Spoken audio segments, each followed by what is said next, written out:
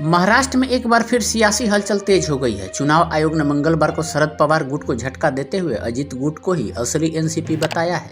आयोग ने कहा है कि सभी सबूतों को ध्यान में रखते हुए अजित गुट ही असली एनसीपी है। चुनाव आयोग के इस फैसले के साथ ही अजित पवार गुट को एनसीपी का चुनाव चिन्ह इस्तेमाल करने का अधिकार दिया गया है। लेकिन ऐसे में सवाल ये है कि आयोग के इस फैसले के बाद शरद पवार के पास क्या विकल्प बचता है। चुनाव आयोग ने शरद पवार बनाम अजित पवार गुट मामले में 147 पेजों का आदेश दिया है। इस आदेश में आयोग ने दोनों गुटों की तमाम बातों और सबूतों का विश्लेषण किया है। आयोग ने सभी दस्तावेजी सबूतों का विश्लेषण कर रहा है कि इससे स्पष्ट है कि अजित पवार गुट का पार्टी और पार्टी के अलावा संगठन पर वर्चस्व है। उनके गुट से के लोग ज्यादा भी हैं। इस वजह से पार्टी का नाम और निशान दोनों अजित पवार गुट को दिए जाते हैं। महाराष्ट्र से राज्यसभा की 6 सीटों के चुनाव के मद्देनजर शरद पवार गुट को चुनाव आचरण नियम 1961 के नियम 39 AA का पालन करने के लिए विशेष रियायत दी। उन्हें बुधवार शाम 4 बजे तक नई पार्टी गठन के लिए 3 नाम देने को कहा गया है। शरद पवार के पास आगे क्या विकल्प है। चुनाव आयोग के समक्ष दोनों गुटों की 10 से ज्यादा सुनवाई हुई। इस दौरान दोनों पक्षों ने अपनी अपनी बातें आयोग के समक्ष रखी।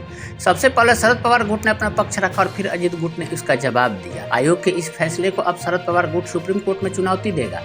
शरद गुट के वरिष्ठ नेता जयंत पाटिल ने कहा कि हम सुप्रीम कोर्ट जाएंगे क्योंकि हमारी वही आखिरी उम्मीद है। यह हमारी उम्मीद है कि सुप्रीम कोर्ट चुनाव आयोग के फैसले पर रोक लगाएगा। हमें शरद पवार के पीछे मुस्तैदी से खड़े होना है। पार्टी के कार्यकर्ताओं को चिंता करने की जरूरत नहीं है। उन्होंने कहा कि शरद पवार ने जमीनी स्तर से इस पार्टी को खड़ा किया था और कई नेताओं की मदद। कहा जा रहा है कि इस फैसले का असर महाराष्ट्र विधानसभा स्पीकर के समक्ष आयोग ठहराए गए मामले की सुनवाई पर पड़ सकता है, क्योंकि इससे स्पीकर राहुल नावरेकर का रास्ता आसान हो जाएगा। अजित गुट को असली एनसीपी करार देने के चुनाव आयोग के फैसले पर शरद पवार गुट के प्रवक्ता क्लाइड क्रास्टो ने कहा है कि यह चौंकाने वाला फैसला नहीं है। अजित पवार गुट के नेता लगातार कह रहे थे कि उन्हें पार्टी का नाम और चुनाव चिन्ह मिलेगा। 1999 में शरद पवार ने एनसीपी की स्थापना की थी। हर कोई जानता है कि एनसीपी शरद पवार की है। कुछ महीनों पहले उन्होंने अजित गुट पार्टी पर अपना दावा किया और चुनाव आयोग ने उन्हें दे दिया। शरद पवार ही एनसीपी के प्रमुख है। इस पार्टी की मौजूदगी 28 राज्यों में है, जिनमें से 25 में शरद पवार के लोगों का समर्थन है। अब सुप्रीम कोर्ट को सच्चाई बतानी पड़ेगी। चुनाव आयोग के इस फैसले पर शरद गुट के नेता जितेंद्र अहवाड ने कहा कि हमें पता था कि ऐसा ही होगा। हमें पहले से पता था। आज उन्होंने राजनीतिक रूप से शरद पवार को गला घोट दिया है। इसके पीछे सिर्फ अजित पवार है। इस पूरे मामले में जिसे शर्मिंदा होना चाहिए वह चुनाव आयोग है। शरद पवार फिनिक्स है। वह अपनी राख से दोबारा उठ खड़े होंगे। हमारे पास अभी भी ताकत है क्योंकि हमारे पास शरद पवार है। हम सुप्रीम कोर्ट जाएंगे। इस मामले पर सुप्रिया सुले ने कहा कि मुझे लगता है कि जो शिवसेना के साथ हुआ वही आज हमारे साथ हो रहा है। इसलिए कोई नया फरमान नहीं है, बस नाम बदलने हैं, लेकिन संदर्भ वही है। यह फैसला अदृश्य शक्ति की वजह से आया है। अदृश्य शक्ति इस देश में है, वही ये कर रही है। हम सुप्रीम कोर्ट जाएंगे। चुनाव आयोग का इस्तेमाल करके पार्टी तोड़ी जा रही है। चुनाव आयोग ने शरद पवार गुट से बुधवार शाम 4 बजे तक राज्यसभा के लिए 3 नाम मांगे हैं। अगर शरद पवार गुट तय समय सीमा तक 3 नाम देने में असफल रहता है तो उनके गुट के सदस्यों को निर्दलीय चुनाव लड़ना होगा। चुनाव आयोग का ये फैसला बीते 6 से अधिक महीनों में दोनों गुट की 10 से अधिक सुनवाई के बाद आया।